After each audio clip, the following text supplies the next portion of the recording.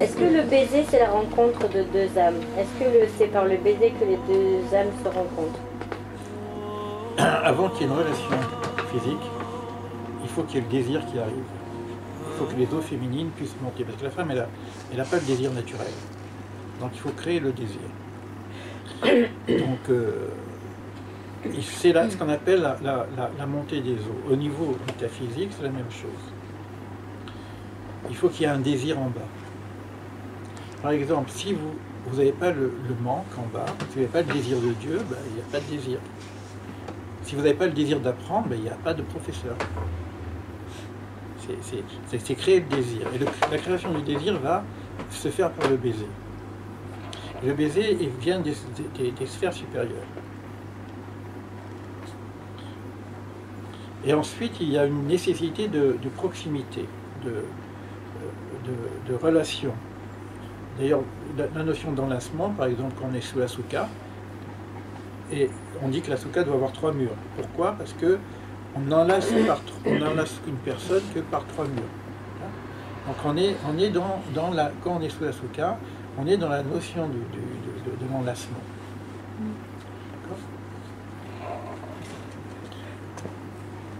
Alors, il y en a qui connaissent au niveau du tantrisme, la kundalini, des trucs comme ça, etc.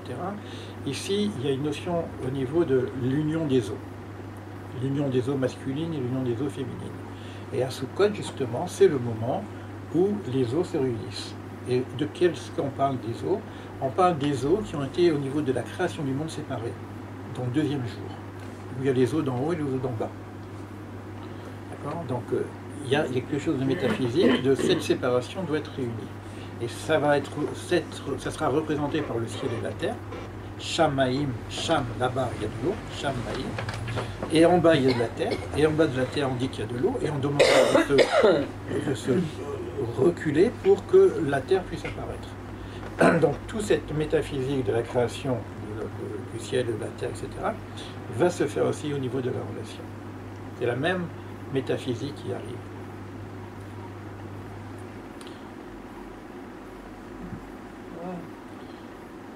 Mais l'union, la relation commence par le baiser. Alors, c'est difficile de comprendre au niveau métaphysique, est-ce que c'est le baiser des séphirotes, hein? C'est ça, est-ce que c'est la rencontre des âmes? Est-ce que c'est par le baiser que l'on rencontre l'âme de l'autre, en fait? Aussi, si tu veux, au niveau des séphirotes, l'union commence par en haut, ce qu'on appelle les mouchines. D'accord? Ici, Da'at, c'est la connaissance, mais c'est aussi là. Donc c'est aussi la notion du baiser. Pour que l'influx, les eaux, l'influx descendent jusqu'en bas, on commence par la partie supérieure. Alors c'est vrai que la partie supérieure, elle est alimentée par le Keter, la couronne. D'accord? Alors, c'est vrai qu'il y a une relation qui est beaucoup plus subtile par le baiser, tu vois, mais c'est simple, je parlais d'une façon grossière, c'est les personnes qui vont avoir une relation directement par le bas, bon, c'est ok, ça existe, hein, mais c'est que par le bas. Donc, c'est pas une relation complète. En fait, c'est intéressant si on met la notion de secret, justement.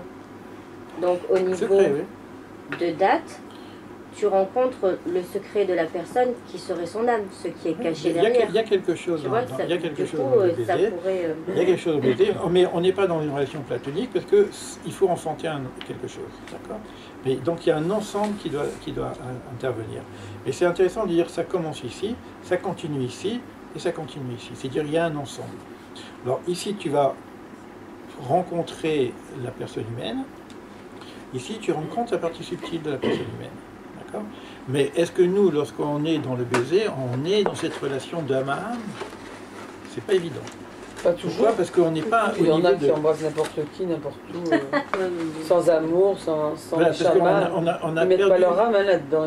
c'est-à-dire que cette notion-là, il y a beaucoup de bestialité aussi. cette notion-là n'existe pas au niveau de l'être primaire. L'être primaire peut faire un baiser, mais il n'est pas en relation âme à âme. Au contraire, c'est que l'être primaire, il a mis son niveau d'âme au niveau de la ceinture. Donc c'est comme ça. Où est mon centre? C'est par rapport à ce que je vis. Tu vois, donc ça, cette notion-là, c'est des notions très très élevées. Si l'homme il est parfait, l'être humain est parfait, cette relation se fait comme ça. Ce dont tu parles, c'est vraiment la relation, si tu veux, de la plénitude de personnes qui sont déjà complètes. Mais comme nous, on n'est pas complets.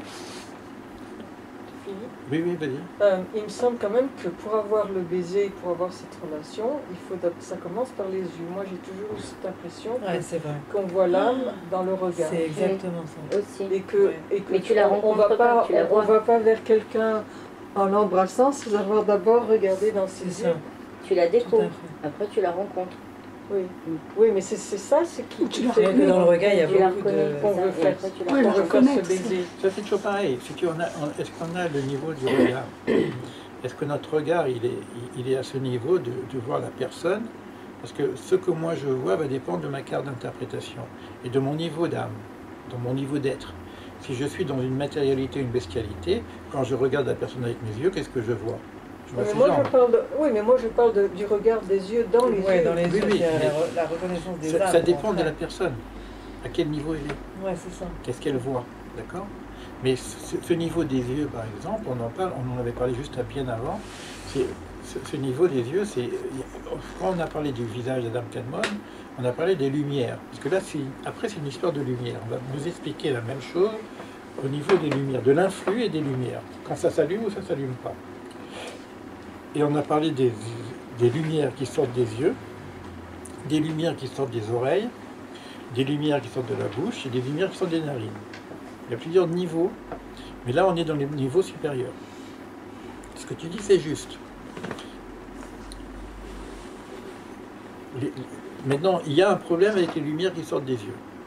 On verra, on en a déjà un petit peu parlé, mais c'est très compliqué ces histoires de Shvirat HaKelim, si tu veux. C'est quand même la lumière qui est sortie des yeux qui a brisé les vases. L'œil, il est puissant. Avec un œil, c'est la bouche aussi, ce qu'on appelle l'Aïn Hara et la Shon Hara. La mauvaise langue et le mauvais regard. Avec un œil, tu peux tuer quelqu'un, tuer dans sa personnalité. Donc, comme tu dis, l'œil, je reconnais l'autre, mais l'œil est un niveau extrêmement, comment dire, la faute d'ailleurs a été faite par l'œil. La première faute humaine, c'est l'œil. L'arbre est beau, tu vois. Donc je regarde, mais j'ai une vision qui est fausse. Et ne soyez pas aveuglés parce que vos yeux voient. Par exemple, donc, mais c'est vrai en même temps. Mais, oui. le travail sur l'œil est très très important. Parce que c'est pas sûr que ce que je vois est juste. Ça, vous en avez parlé dans la vidéo sur le website. Comment il s'appelle le website? Le Kabbale 26. Le Kabbale existentiel. La Kabbale 26. Ouais. C'est 26. Mais je peux aller dessus sans... Oui, normalement. Ce que je vous conseille pour ceux qui veulent continuer à suivre ce texte-là, pour qu'on gagne un petit peu de temps, parce que comme j'ai fait un séminaire complet sur l'arbre de vie, parce que je n'ai pas beaucoup parlé aujourd'hui, mais c'est vrai qu'une fois qu'on passe à la métaphysique avec l'arbre de vie, parfois on comprend mieux. C'est comme quand je vais faire de la biologie, et après je vais faire les dessins, je vais expliquer à les étudiants avec les molécules, etc. Donc des fois un mathématicien il comprend mieux une formule mathématique lorsqu'il écrit avec les formules. Là c'est pareil au niveau de la métaphysique. Donc pour entrer, il faut voir le séminaire, il n'est pas complet pour l'instant, mais il y en a quand même pas mal. Je suis en train de les mettre progressivement sur l'arbre de vie. Okay. Il s'appelle l'arbre de vie.